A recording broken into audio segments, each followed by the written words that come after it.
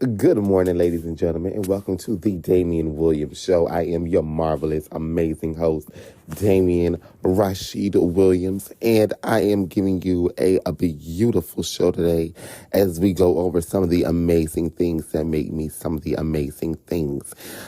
Today,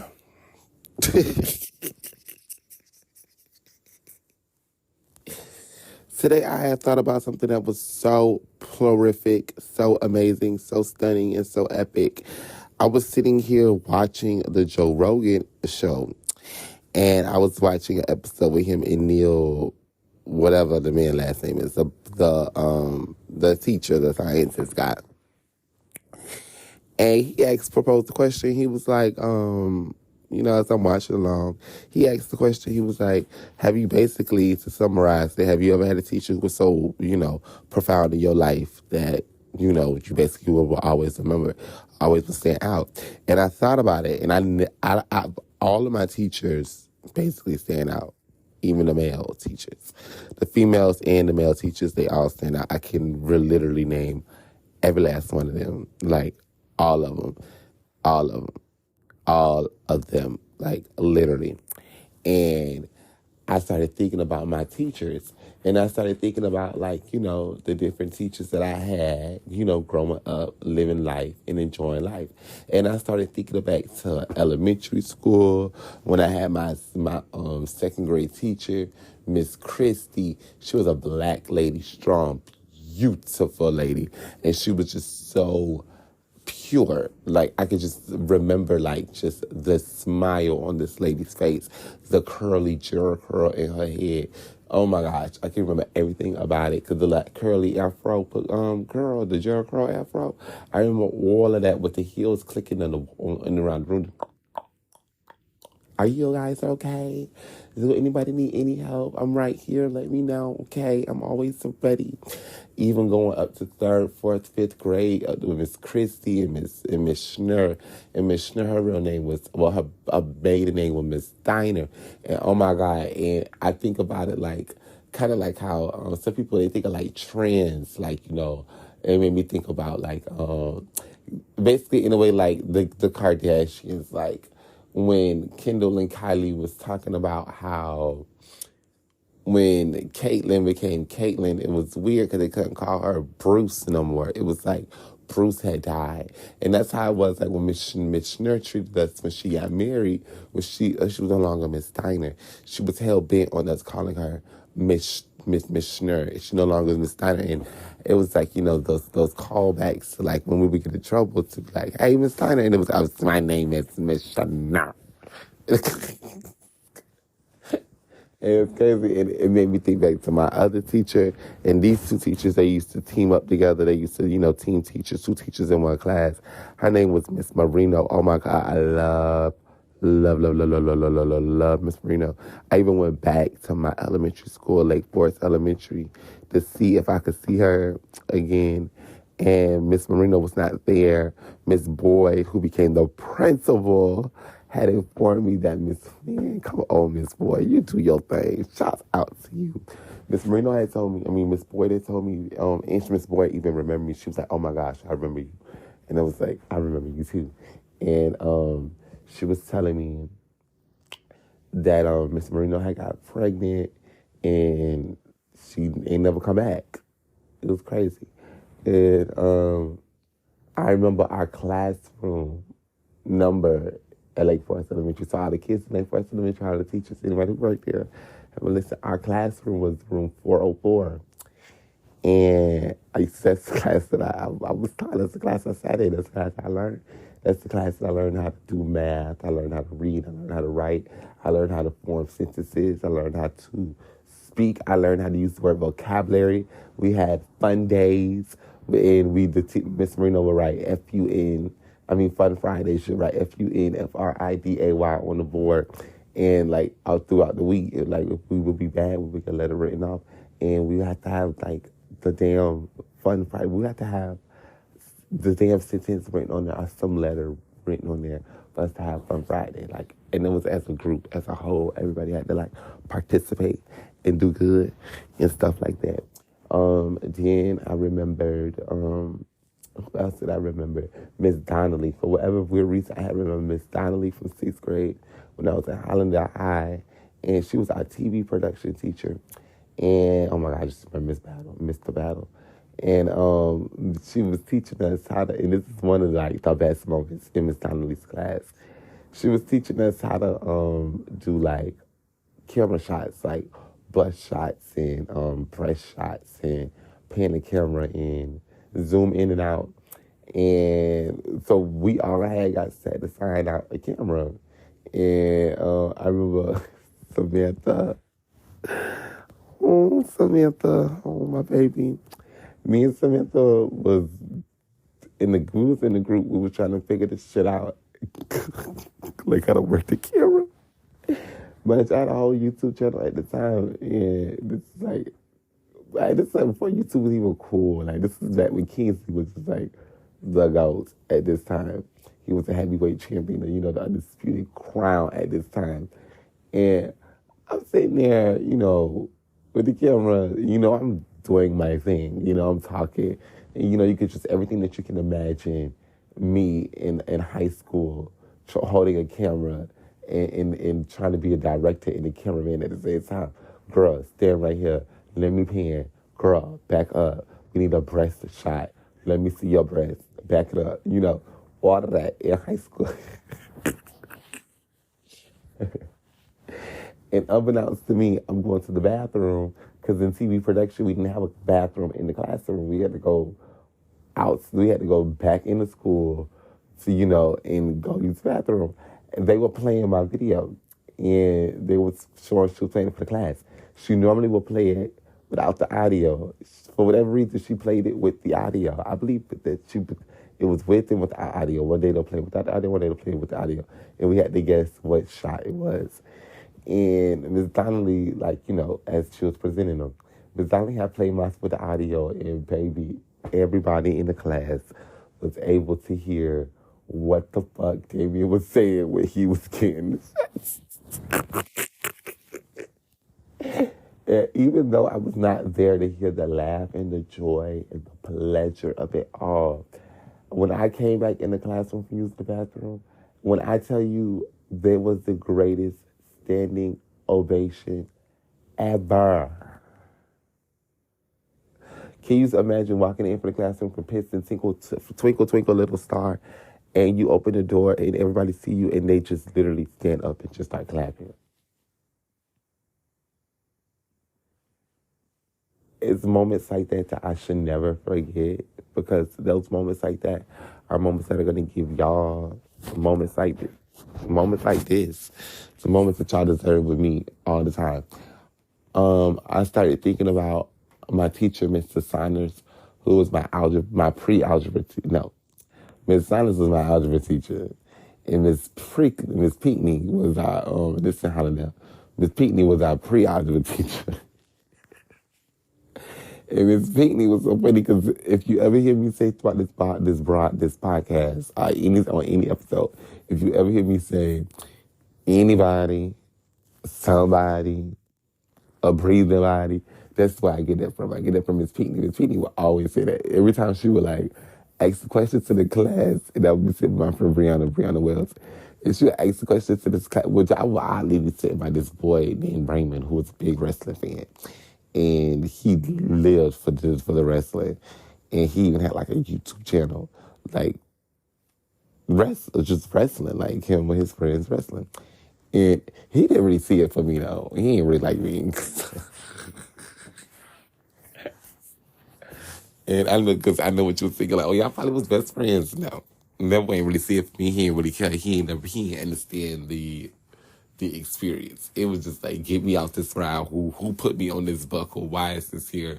Who the fuck manifested this? What is going on? And Mr. Saunders, I go back to the story to say Mr. Saunders was there, the algebra teacher. And Mr. Saunders was one of the teachers who were you weren't going to try him. You weren't going to be no student coming there disrespect him and think that you was going to get away with it. No. You got in that classroom and you did where you showed out at is where he showed up at. You disrespected him, he disrespected you and giving you the referral. And calling your mama and your daddy. And matter of fact, you wouldn't even call your mama and daddy. Matter of fact, get the referral and you and your mama and daddy deal with it yourselves. And he had to scroll up on, his roster saying Damian Williams at the bottom. It was alphabetical order. And when it came to me, Mr. Saunders, one day, we got into it. And we got into it often, several times. I used to skip his Sunday class several times.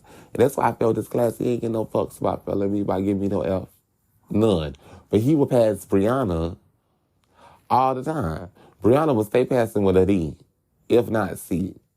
F. Ain't getting no fuck. I had more Fs that year from that man than a motherfucking Fendi sweater. You hear me? This man would fail me and it wasn't even motherfucking funny. It was more F's on that I was getting in that class. I felt like Timmy Turner sitting in that bitch with Mr. Crocker.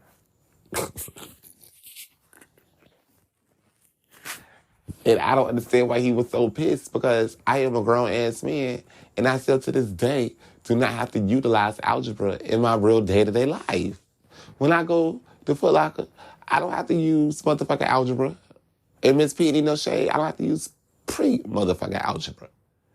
The only teacher of importance and of significance that taught me anything was two teachers, Mr. Battle and Miss motherfucking Donnelly. Mr. Battle taught me how to do exactly what I'm doing now. Mr. Battle was the one that knew that this version of Damien was going to exist. Matter of fact, he was the first one to put he in existence, preach on it, speak on it. Mr. Battle had a class called TV production. Called theater production, I'm sorry. And Mr. Battle's one of the teachers that I would constantly have. I constantly had Mr. Battle for Drama 1, Drama 2, and for theater production. In Drama 1, I was in the classroom and my partner was Jaquan Williamson, one of the best fucking football players on the school team. Period, point blank. I said what I said, hands down. If you're going to ask me who the top one was, the one I'm going to remember, I only remember Mr. Battle's son, and I truly remember Jaquan Williamson. I don't remember Jaquan just because he had a gay brother that was in the band, and that would do depth drops, and he would be that girl. He was doing his thing. I remember Jaquan because me and Jaquan actually had to do projects together. Me and Jaquan had to actually sit down and write scripts together. Me and the football player actually had to figure shit out so we could get a motherfucking A and pass the class. Me, the football player, had to work with the gay boy. And people ask me all the time, and I'm going to finally answer the question. So anybody who go to Hallandale and they play this back and they remember me and they know me, and they used to always ask me, what was it like working with him, or was he gay, whatever? And I would tell them, no, he was not gay. And he had a brother that was gay. So he understood gay. And he understood what it was like to have somebody bother you, bully you, fuck with you, annoy you because you was gay. And it was crazy because his brother didn't really see it for me either. I was never really friends with his brother either. His brother never really see it for me either. I ain't never had sex with his brother. I ain't never knew his brother, no nothing. It was just me and Jaquan. And Jaquan and I. And I remember the girl Melissa, who sat across from Jaquan, would always look at me and Jaquan and not laugh like it was funny, but laugh like I think they doing shit on the low. And she would be telling people these lies. Because it was weird. And it was weird because Jaquan was fucking Sadiq. Oh, bitch, I just said that on the motherfucking night.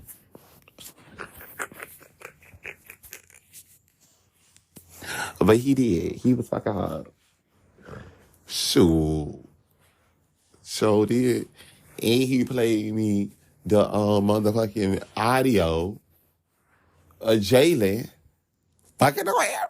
Child, I ain't even gonna say no more names. Bitches can get a yearbook and get that docs. Get the yearbook and get the docs. But Jaquan was lit. Me and Jaquan and us, we was even on the same broadcast team, the theater production. We had to sit there and come up with scripts. And this is what I would do. I would have to come we had to come up with a radio show. And this is not drama class. This is the theater production. We would have to go and come up with a radio show. This is back in 2011, 2012, back with Mr. Battle. Theater production, if I can remember. And we would have to use the Apple computers, remember the big white ones, and it was in the library. And we would have to go in there, and we had to use GarageBand. And I had to do the news, and I would talk about the news. And I would talk about all the team. And I would get a team. And Mr. Battle would go, make long story short, get everybody had to go and, compile, their segment and make it into like an actual radio show. And Mr. Battle will play back our things for his other classes for them to hear. And I guess review it and critique it and whatnot. And we weren't there to hear it. So it was like, here go like 6 different audios from like the thing, whatever. I guess I haven't even doing something like that.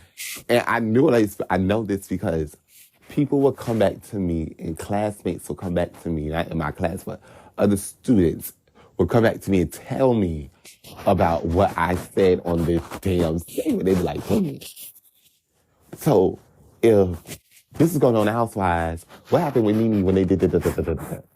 And then when they did da-da-da-da-da-da, tell me about da-da-da-da-da-da. And I remember telling them. And I'm going to tell everybody now that went to Hallandale and then McNichol. If you remember the website, it was like a burn book, if you will. And it was a website, Tutu, you remember, Shantaria Walker, you remember. And on the website, it was like bashing people in the school. It would call people Shones, because back in the day, they meant like ho. And it would give like all the gossip, all the tea. That really was me. I really did make that website. And I made that website with George Russian.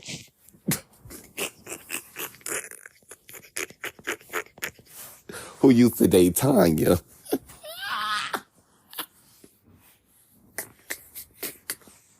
Me and George sat down on freewebs.com, which is now webs.com, and we made a website, and we basically made a website talking about everybody in school, and we would basically, now thinking about it, it was like marketing.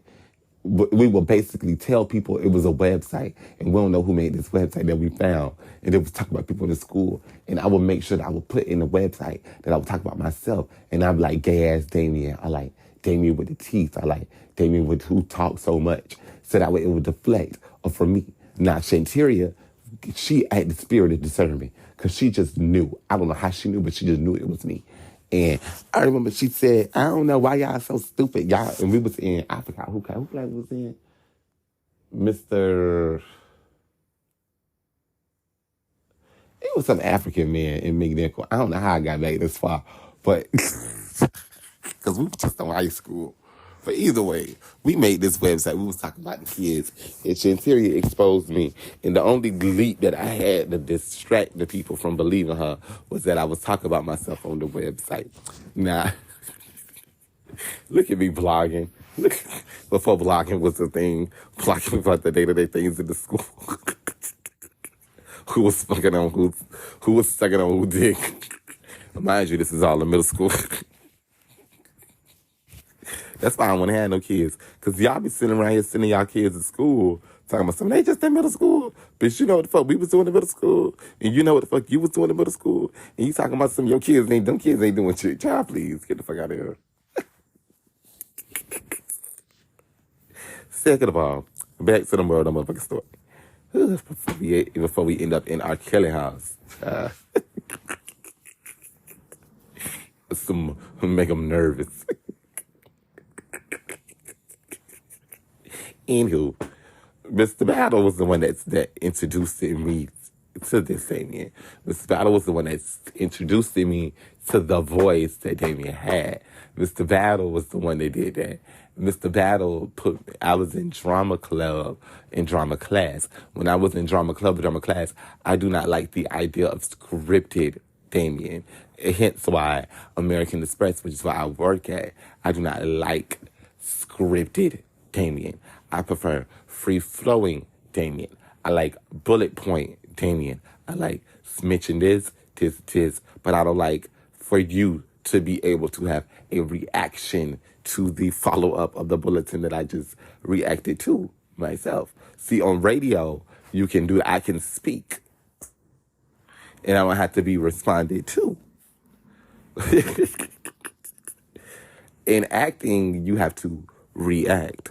And that's the whole thing with acting. When I would make scripts with Jaquan and with Jaquan, child, I just realized I was in class with Jaquan and I got a friend named Jaquan. And they both straight.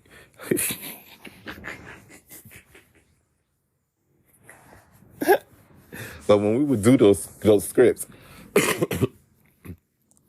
excuse me, in class, and we would make them, it would be so hard to like remember so many things about like a faux list, like a faux line script.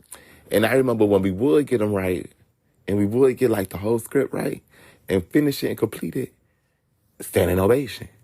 We were the only ones to get this great ass, strong ass standing ovation that nobody else would get. Nobody else I got. Nobody else understood it. Like, why we were so motherfucking raw. And even, I remember in my head seeing Mr. Battle with this big ass smile on his motherfucking face. And I remember when I did my YouTube channel and I told Mr. Battle about it and I started, I got the email that I get paid. And it was crazy because I didn't know that I get paid on YouTube until after the fact that I got the email because I was late. But I was still able to do the Google AdSense. But I wasn't consistent because I did not know that you're supposed to do stuff like this every single day. And I remember going to his classroom and pulling up the email like, Mr. Battle, look, I get paid from YouTube. Who would have ever thought the little gay boy in your classroom was going to get paid for talking like this? And I remember popping my mouth just like this because Mr. Battle hated when I popped my mouth. Like, that was a pet peeve for him. That was I know you did not just do that. And and that's why I love Tamar. Because when I would hear Tamar do that, and Tamar Braxton, and Tamar is successful as she is, and she would do that. Oh, baby, I am so sorry. My alarm had went off. I mean, I just got paid. But, my alarm had went off for my time. But I already got paid. I already moved my money around. I just thought about it. But yeah, that was that. Anyway, anyhow, moving right along, chill. But yeah, when I would do those things with Mr. Battle and them, and because I totally forgot where I was. But when I would do those things and stuff like that, it was just beautiful. It's amazing how I did not realize that I was becoming me. I was learning how to do these things, how to do this. Oh, that's what I was talking about. I was telling y'all about how I had told Mr. Battle about Tamar. When I would hear Tamar get on the Braxtons and the Braxton family values with her family and so that, and I would hear her pop her mouth, you know what I'm saying? Because she ain't finna do all that. That was me. I felt every bit of that. Because when Tamar, every bit of who she is and what she represents on national television, from what we can see, I get every bit of that. And I know what you're thinking. How could you be that? Because I am that type of person. I am the gay boy that lives in Tamar. She is me, I am her, and she is she. The we are we. It go hands in hand. Because she did it. Yeah. And I remember, like, watching Tamar. And it's crazy because before we was introduced to Tamar, well, we was already introduced to Tamar. But I'm only 29 years old, so I met Tamar as we met Tamar on Breakfast Family Values through Love and War and beyond. I was introduced to K. Michelle first. And it's crazy because since we on the topic of YouTube, when I would do my YouTube videos, I would post them. And before I would make my YouTube videos, because I had theater production and drama club and drama class, everything, I had learned the art of writing. And it with a beautiful teacher like Miss Birch in your background in the ear. Language arts. That's another story. And you learn how to actually put a period, use a comma, you pick up a pencil, use the eraser, write it, go over it, rewrite it, and then write it again, and then finalize your motherfucking story. You get what I'm saying? Come up with an introduction, come up with 3 motherfucking supporting details, your major supporting details. There go your 3 paragraphs, and then you get you a conclusion where you sum up everything that you just motherfucking talked about. Oh, please. Writing, language arts, darling. And so, Miss Birch, bitch.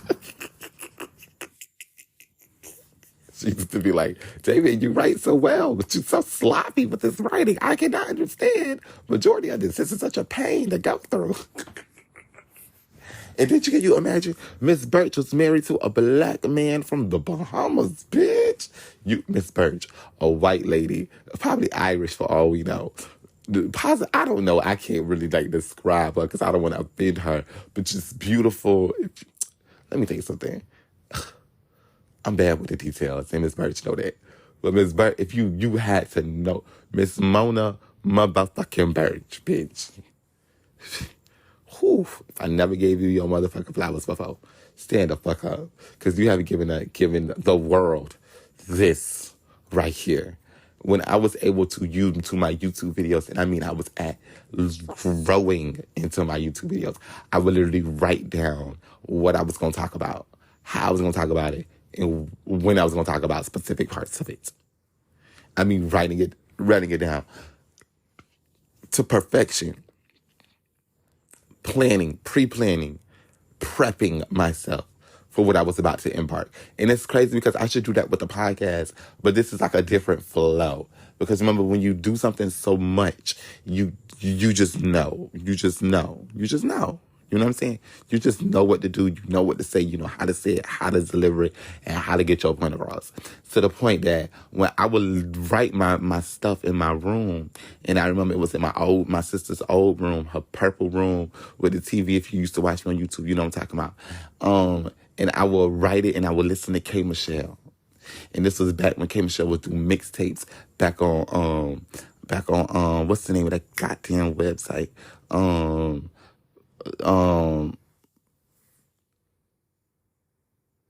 thinking, hold on.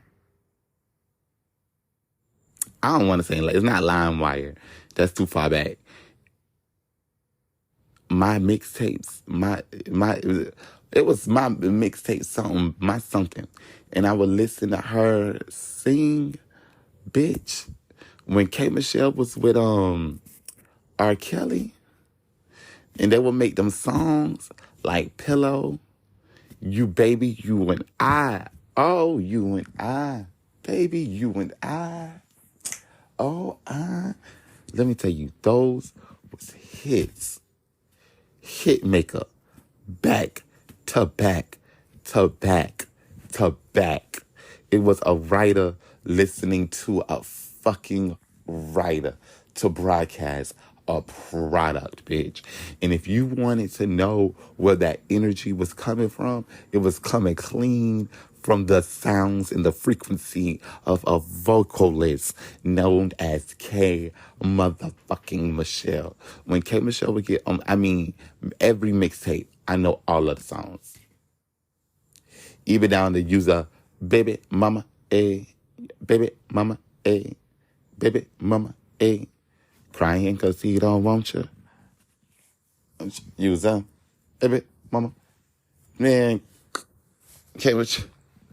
Always with the drama, just cause he don't want you. Use a baby mama, use a baby mama, Why you hating on be another person? Cause you ain't got a job and you gonna see what a real woman is. Where your job at? Where your feel pain? But the baby mama, I can't believe the woman that disrespect like that. I gotta listen to that album. Girl, you look a mess. Y'all gotta listen to that album. That's not even an album, that's a mixtape. That's the thing. Artists don't make mixtapes no more. They don't make mixtapes no more. Nicki used to make a mixtape. Those used to be masterpieces. The mixtapes was better than the album because the mixtape was where you could talk what you really wanted to motherfucking say. Bitch, your favorite artist used to say the motherfucking word faggot all through a motherfucking mixtape. Got on the album, couldn't say nothing. Because they got around a bunch of faggots.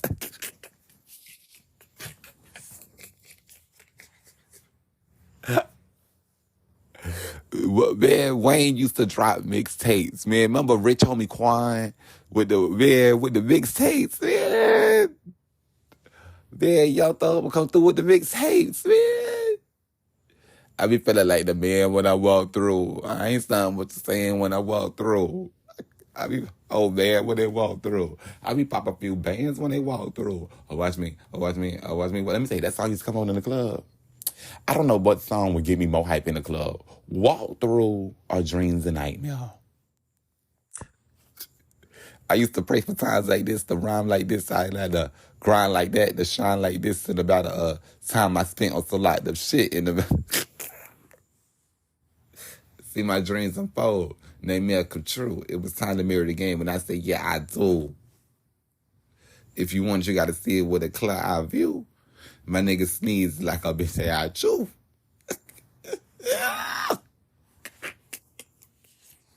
Bitch, them songs come on late in the club. It's almost time to go. And you got that liquor sitting in you. Bitch, that song come on. That's why you sleep in the club. Cause them two songs right there can take all your energy out. Them songs right there will put you on a height. A height. You hear me? Dreams and Nightmare was sampled by Cardi. Up 10. Shoot. And that's what I did. And that's why sometimes when we get on this podcast and I revert to talking about celebrities from talking about myself, that's because that's all I've ever done was talk about other motherfucking people. That's why this podcast is so transparent for me. It may not be for you. You may come for celebrity, but I be here for, it's really for me to express myself to you because, baby, I ain't never gave myself the benefit to cry. I was growing up watching one station, one channel in the boys' room. Before I moved into the room with my sister, my sister old room, but she left after she had ISIS and ran away to Miami with her, the actor Sharif. Let me tell you, I used to have to watch UPN. I literally watched the station UPN evolve from UPN to My 33 to SFL. So whatever it may be now. Hell, I remember when that bitch was WB, bitch. Shout out to the Warner Brothers, WCW, AEW, hallelujah. Shoot. I remember sitting at home, coming home from middle school, coming home from Paragon Academy, from Paragon Elementary Charter School. Down there in Broward, shout out to you. Paragon Sliders. And I remember coming home and I would watch only about 3 to 4 shows. From 3 p.m. to 3:30 p.m. So we got off at 3. We left school at 3:30. 3. And I would make home for Wendy at like 5. I would watch Wendy Williams. And that's who taught me how to talk about people. Wendy. Like celebrities. I would watch Wendy hone her craft from episode 1, season 1. I remember the 6-week sneak peek. All of that. Wendy, and I would watch Wendy, followed by That 70s Show. And on Thursdays, sometimes on Fridays, we watch SmackDown.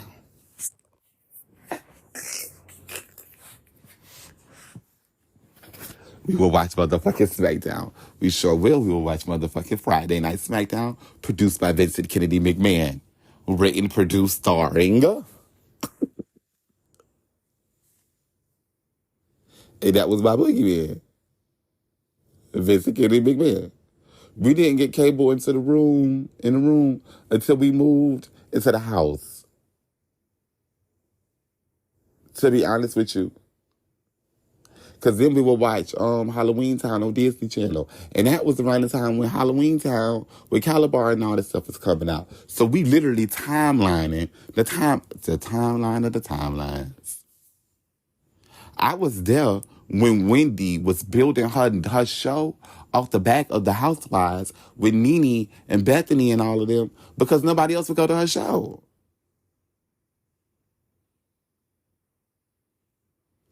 I remember sitting there watching when Wendy would expose Beyonce, and that's why we never had Beyonce and Jay-Z, or possibly anybody from Rock Nation, ever on the Wendy Williams show. Then we just drop major T. Because remember, Wendy will always point out the fact that Beyonce possibly couldn't read or write.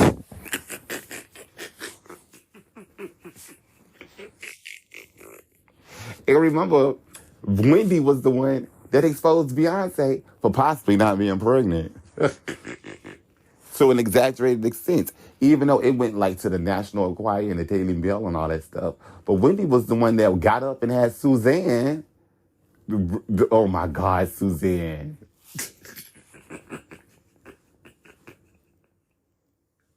And I remember this stuff because these were my friends. Suzanne was my friend in my head. When Wendy would say this is my friend in my head, she was a friend in my head. She was a friend in my head. Tamar was a friend in my head. Kay Michelle was a friend in my head.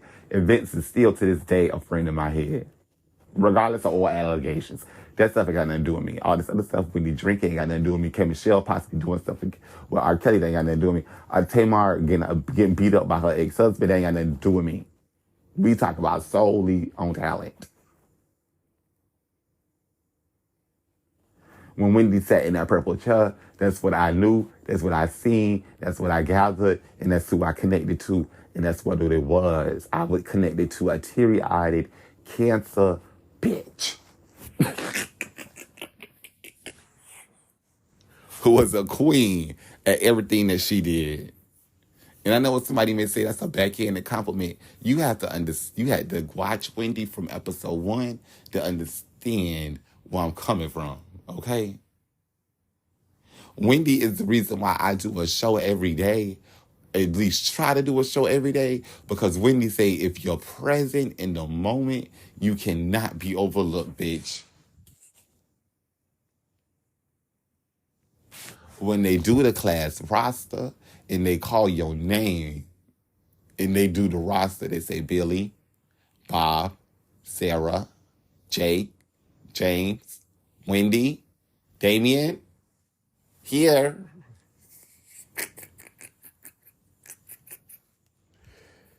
Even at work, I go to work. Even at work, I go with Lee, my manager. And I just tell her, I gotta be here. I gotta be work. I gotta be present. We had a conversation today about what's past midnight, so it was actually yesterday, but you get what I'm saying.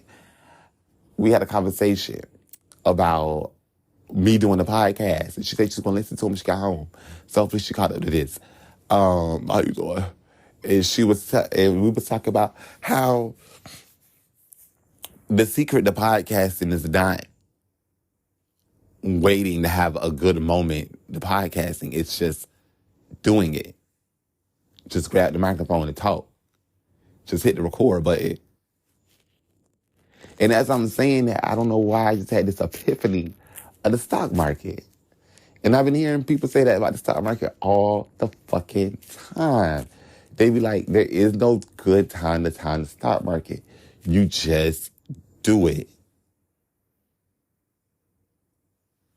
There is no good time to time the stock market. You just do it. Just do it. Just do it. And if you are ever in a place in your life and you trying to time it, what about to cry?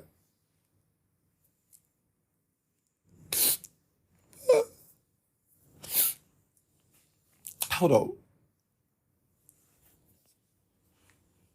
What's a real tear? Oh my God, I thought I was going to fake cry, but it's a real cry.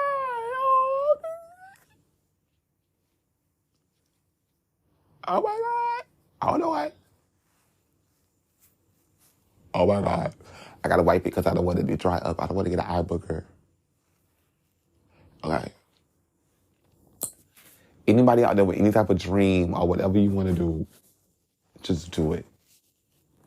And I'm thinking back now to when I did my reading with Jasmine, with Trinity Oracles. And I don't know why I'm thinking of the psychic stuff when I'm talking about Lee, because Lee can't stand that stuff. But even Jasmine said, David, when it comes to your YouTube channel, just do it. When it comes to the podcasting, just do it. And I'm sitting here just thinking about it as we embark on this therapy, as we are doing this therapy session. I'm literally, and those of you who are new to the channel, please understand that you have literally just became a therapist. Let me finish my thought and I'm going to go back to it.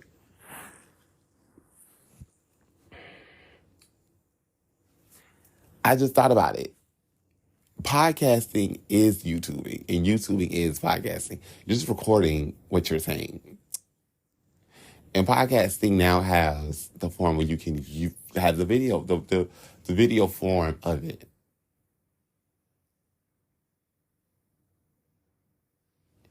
And the whole time that I've been doing this therapy session with you, I've been talking about reality podcasting. What if I found a way to merge my reality and my podcast into one?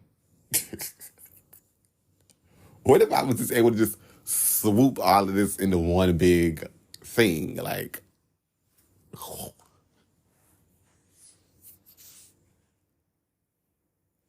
and the better question is, because before I was listening to Joe Rogan, I was listening to entrepreneurs and on TED Talking and listening to what they were saying.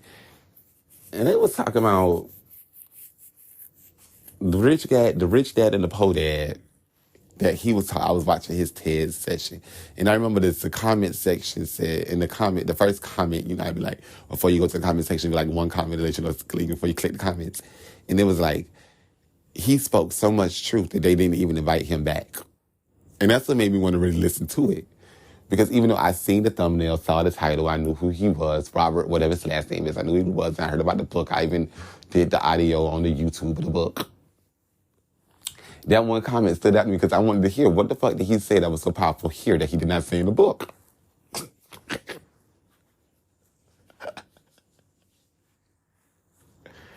And the message to me that I got was, an entrepreneur is it's two people in the world. You have somebody who just go to work. And they go to work in America. Okay, this is basically what I had thought.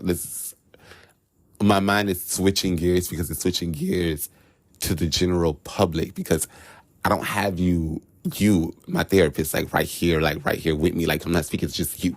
I'm speaking to all y'all. So I got to dumb down my word. Not dumb down my words, you're so smart. I have to generalize my words to make it more easy for everybody to understand. There's two type of people in this world, in America. There are someone in America that goes to work and that is literally dependent on their check. Their check is the Fortune 500, which comes from the government, basically, in essence, because the government is the one that's even printing out the money to even give you a check, to even be able to give the customer the money to even go in said store or said environment to even make said transaction.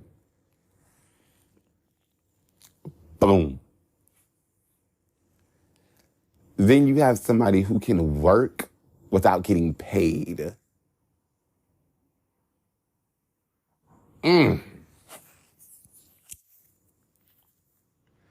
So my question to you, the listener of this episode, of this session, which one are you? As I ask myself that, which one am I? Because currently, I am the one that is dependent on the paycheck. And I say that because I have no level of work that I do that is just for fun, that can generate income. Every bit of level of work that I do is work that generates income. I literally go to work to make money, to then for pay bills. I think I just cracked the code. Remember in the beginning episodes when we first came and started this therapy session, and I first said, I get up and I go to work to pay bills.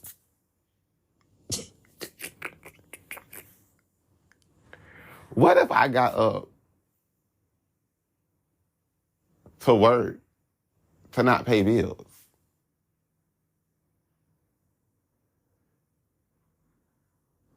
What if I went to work because I enjoyed it?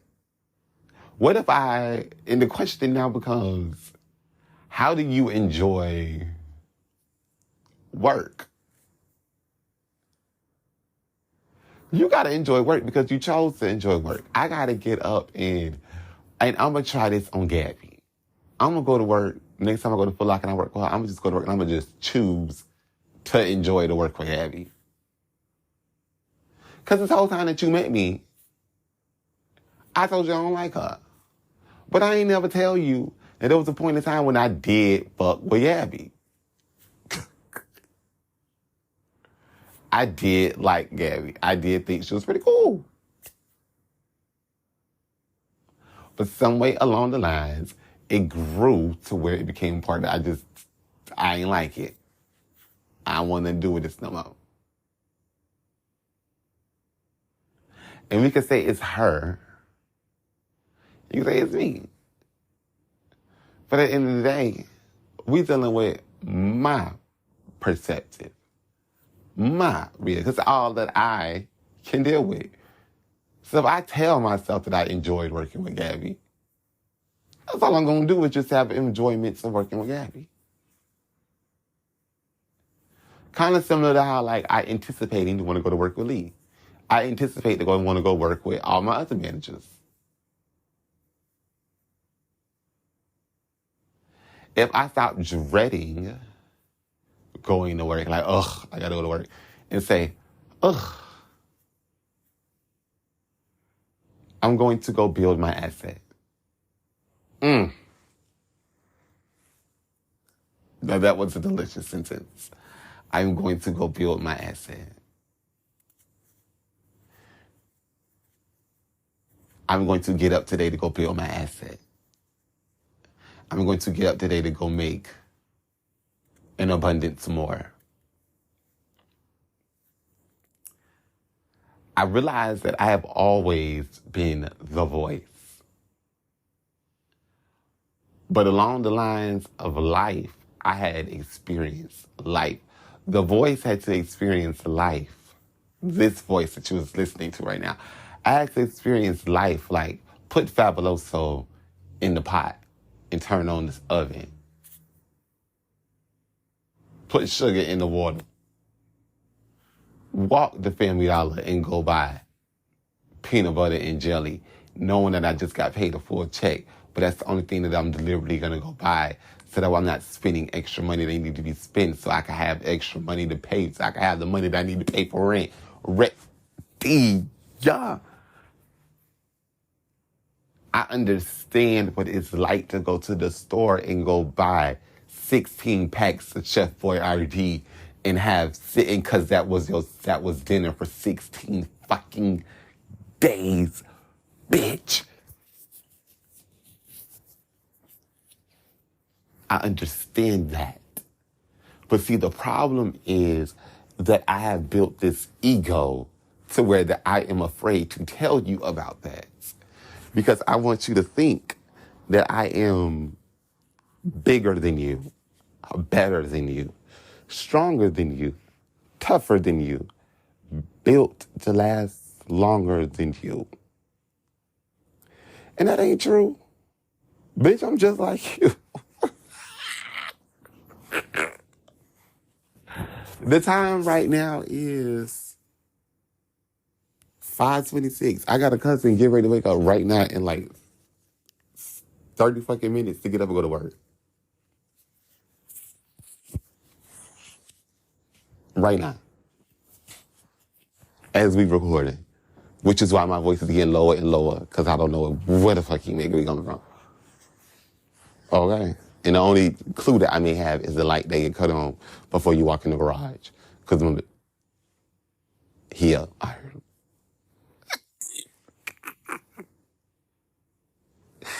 Shoot. Y'all, I'm going to have to end the show. I love you for watching.